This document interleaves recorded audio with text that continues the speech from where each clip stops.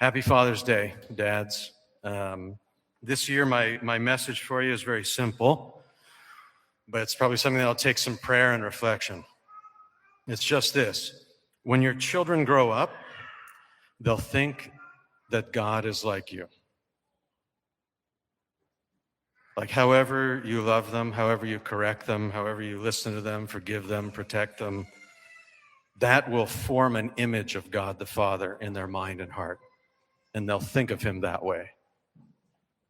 That's heavy because it's a huge responsibility. But the reality is that we're not alone in it.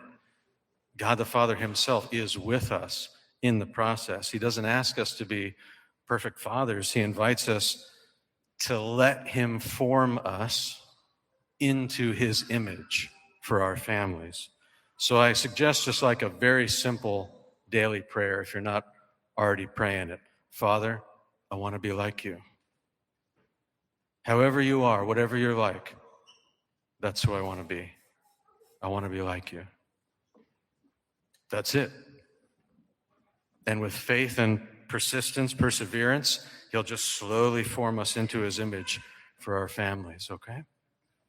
And as always, there are bubblegum cigars for you on your way out today. Today, Jesus speaks to us about fear. And he says, fear no one. That is a strong command.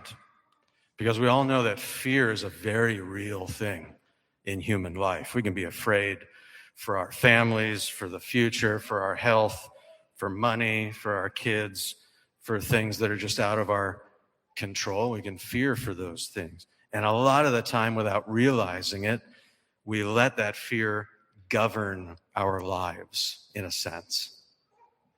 And in that state of being governed by fear, it makes us want to control, to reach out and try to control things. And it kind of closes us in on ourselves.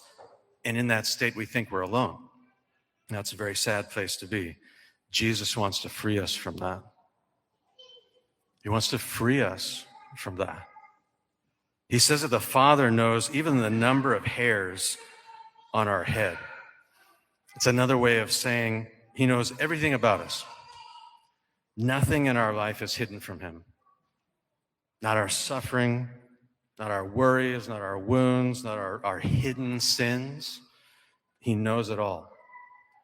And he still loves us. His love is unconditional.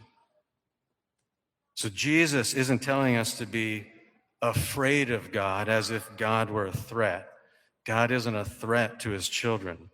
He's teaching us the only kind of fear that actually belongs in the heart of a Christian. Holy fear. The fear of being separated from a Father who loves us so much. That kind of fear doesn't destroy, it heals. It draws us closer to him.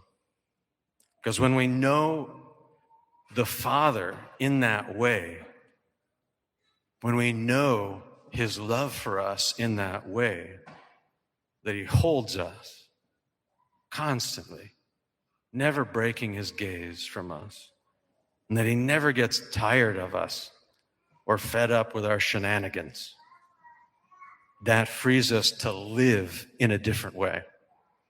Not from fear, but from faith. And faith doesn't mean that we'll never have problems again and everything will just be kind of like easy all the time.